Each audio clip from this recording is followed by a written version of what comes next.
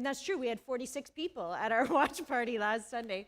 And so then I pre-recorded for this Sunday. So I'm also preaching an entirely different message in a different outfit at the same time as I'm here right now. Like, weird, right? So it's just this really weird season that we're in. I don't know about you guys. I'm tired. Is anybody else just tired of trying to figure it all out and navigate everything? So, and trying to just, I don't know how many times I've dashed back into the house going, I forgot my mask. You got to hang it in the same place as your wallet and your keys now. Everything's weird. Everything's different. And so now here we are on Sunday morning, and lots of us are online, and I'm really glad you're there. And a bunch of us are here, and you guys are smiling at me. It's so nice. I haven't spoken in front of live people in months. And it's really joyful. And it's just weird. All of our rhythms have been disrupted. All of our routines have been disrupted. Everything that we think is normal is not normal. And so you're just constantly trying to, and how they keep us grounded, they help keep our faith on track. They help remind us sun is still rising in the east, right? And setting in the west. And God is still God, and we're still here, and we're the church that survived the Roman Empire, the fall of the Roman Empire. And so this is the stuff that keeps us grounded and still keeps us really solid. And so we're going to talk about Sabbath today, which is a fancy word for rest, a once a week day of rest, the idea of Sabbath. And I just want to start off by just telling you a story that changed my perception of Sabbath. So several years ago, I was at this conference, and it was a pastor's conference. We were all very wise and profound there. And we were there, and we were listening to this speaker. And the speaker was a guy that had been a denominational leader for a long time. He had this long history of doing well, of serving well, of being faithful and living well, all of those things. And he had been to the national level of denominational leadership in his denomination, which was a different one than mine. And then things went wrong. And he moved into some behavior that was wrong for a significant period of time. And he had to leave that role and go through repentance and go through counseling and go through new systems of accountability and restoration and all of that. And there was no guarantee during that process that he would ever pastor again. And so now it was several years later, and he had been through that whole process. And he was doing well again, and so he was speaking at our pastor's conference, and he was speaking. I wasn't practicing any kind of Sabbath in my life. He said, I was busy. I had stuff to do. There was too much work to be done, and nobody else was going to do it. I had God's work to do, and so I never took a rest. And then he paused, and he said something I had never really thought of before. He said, God gave us 10 commandments through Moses that we're supposed to follow, and we as pastors and leaders, we keep 9 of them. He said, we keep 9 of them with great diligence and with a whole lot of integrity. We don't cheat on our spouses. We honor our parents. We don't steal. We don't kill. We don't lie. We keep 9 of those commandments, but the 10th one, he said, we break it, and we commend ourselves for doing so. We commend each other for doing so. How are you doing? I'm busy. Oh, me too. So busy. We're all busy doing the work of the Lord. Nobody has the... He said, we live our lives without taking Sabbath, without taking rest, without taking a day off, or we're just working day and night, and we feel guilty if we stop. And he said, we break one of God's clearest and most repeated commands, and then wonder why we get into trouble. Boy, that one kind of hit me, I got to tell you. That hit me a little bit, and it stuck with me over the next few months and over the next few years, and it's sticking to me now. You know, I went through a season where I was working full-time, going to school part-time, like lots of you have done. I'm back into that season again, and now, we're just in a pandemic, and I'm trying to find a way to practice Sabbath and practice rest. And we all lead really busy lives, crazy busy lives. I don't know how your life looks in COVID, but mine meant I started working from home, which is a great theory. But it's hard to work from home. You all know, you've been doing it, right? But one of the things I found is it really lowered the boundary between work and home. So then I was just working all the time. There's stuff that has to be done. We all had to pivot. We all had to figure out how to use tech and all of that. And everything takes longer. I want to get something done really quick, and you got to send emails, and there's too many emails now, and our staff can't connect the way we like to and just get things done. And so we're just busier and busier and working harder. And even in normal times, most of us, our workplace has not a lot of grace. There's a lot of high pressure. Whatever your job is, get it done, do it better, more efficiently, more profitable.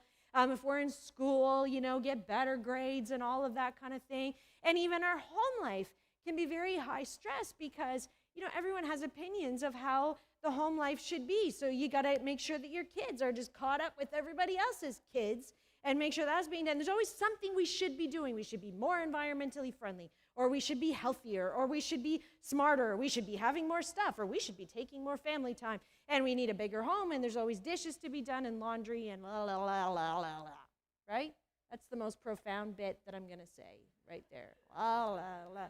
Like and now we're all navigating new normals, and everything's changing all the time. And we're just so tired. And so we just keep going. And then, I'm going to be honest here, because maybe maybe you're all godlier than me, but when we get totally fried, and we're totally done in, then we just collapse somewhere, probably turn on a screen of some kind, and just get lost in it. And we're busy, and we're anxious, and we're addicted to anything that will take our mind off the busyness that we're dealing with all the time. We get addicted to alcohol, or we get addicted to adrenaline, or we get addicted to the screen that always has something on it. It's muscle memory to just scroll through Facebook or whatever and just see what's going on. And there's nothing inherently wrong with most of those things, but anything that we're addicted to is a problem. We can agree on that, I think. So, and then we get so wound up, we can't fall asleep at night. And then when we can't fall asleep at night, we start to fall into depression, or some of us fall into anxiety, and we get lonely. And all of that is becoming more common in our society, mental illness and stress that's just there all the time. And all of that was true before the pandemic started. Great. Isn't that great? Right? And it's not healthy upon you, Jesus said. Let me teach you, because I'm humble and gentle at heart, and you will find rest for your souls, for my yoke is easy to bear, and the burden that I give you is light. Just rest. You know what, where you are right now, whether you're here right now or you're online, just maybe close your eyes for just a moment. Take a deep breath, because some of you haven't done that and you don't remember how long. And just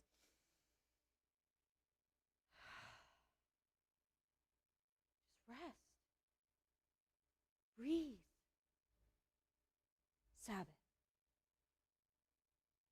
There's two places in the Old Testament where God explained to his people why he gives the 10 Commandments, and he includes Sabbath in it. And in those two places, there's one in the book of Exodus and one in Deuteronomy. And in those two places, they're almost identical, the command about Sabbath. In both Exodus chapter 20 and in Deuteronomy chapter 5, they're going to show it on the screen for you. This is what it says. Remember to observe the Sabbath day by keeping it holy. You have 6 days each week for your ordinary work, but the seventh day is a Sabbath day of rest dedicated to the Lord your God. And on that day, no one in your household may do any work. This includes you, your sons and daughters, your male and female servants, because we all have servants, your livestock, and any foreigners living among you. And then Deuteronomy, so there's Exodus and there's Deuteronomy. Both of them say that. Deuteronomy adds a little bit and says, all your male and female servants must rest as you do. But it's essentially the same in both passages of Scripture, the explanation of Sabbath. And it's essentially the same up to that point, and then it changes. And there's a different reason given. So in Exodus, the first one where we see this, Jesus says Jesus did not say this in Exodus. In Exodus, it says, for in 6 days the Lord made the heavens, the earth, the sea, and everything in them, but on the seventh day he rested. And that's why the Lord blessed the Sabbath day and set it apart as holy. So in Exodus, the idea of Sabbath is based on the creation story. It's remembering the Garden of Eden. It's about imitating God's example and receiving blessing. Pastor Dom talked about receiving blessing this morning. That's how you open the service. And this is what it's about. It's about looking up. It gives this theological rationale, this theological understanding of why we take Sabbath. It brings in God's character. It's calling us to mimic God. Be like God. Follow the example that God gave. It reminds us that we are God's children, and it's an invitation. Now get this, okay? Proper care, we break down. Not Pastor Dom. He can go 24/7. All the rest of us, regular human beings, we break down if we don't take a rest. And this is not true of God, okay? God does not need a rest. God does not need a break. God does not need a sabbatical. He doesn't run any risk of burnout or exhaustion. He doesn't even need a good night's sleep. God is complete without rest. We are not. We are not. I'm just going to say that again because I feel like it probably needs to land, because right now you're thinking the person beside you needs to hear that, but I'm actually talking to you. God is complete without rest. We are not. We are not. And the trap is we think we're the exception.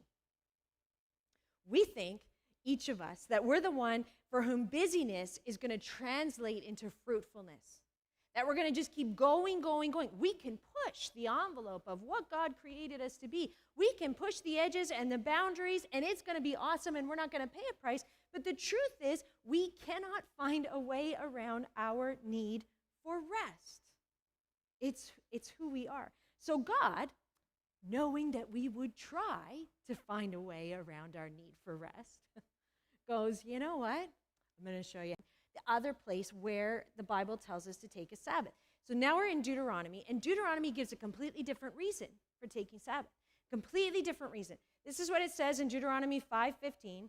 Remember that you were once slaves in Egypt, but the Lord your God brought you out with his strong hand and powerful arm, and that is why the Lord your God has commanded you to rest on the Sabbath day. So in Deuteronomy, the idea of Sabbath and the reason for Sabbath is based in liberation. So in Exodus, it's based in creation. In Deuteronomy, it's based in liberation. It's remembering the slavery that they had been in Egypt. And it's taking hold of the freedom and the deliverance that God had given them and observing this command. It looks back. So the first one looks up. This one looks back and gives justification and reminds them God saved you from this. God rescued you from this. And Sabbath is like this statement of holy defiance that we ain't never going to be anybody's slave again. Okay? And it's a reminder that we are no one's possession, and it's a warning to not let that back in. Because God is saying to them, listen, do you remember when you were slaves in Egypt? Do you remember you didn't have a choice of whether you were going to work or rest? Somebody else decided whether you got to work or rest. And the lack of choice was reinforced with punishment. If you rested when your taskmaster said that you couldn't rest, then you were punished for it. You didn't have any choice. And the way it was in Egypt was you work, other people rest. And so Mark Buchanan is this awesome Canadian author that I just adore. And he wrote a book about Sabbath, and it's called The Rest of God. And he said about this, rest was for other people. Rest was for me as bit, as if you might sit down a spell. God wiped those taskmasters out.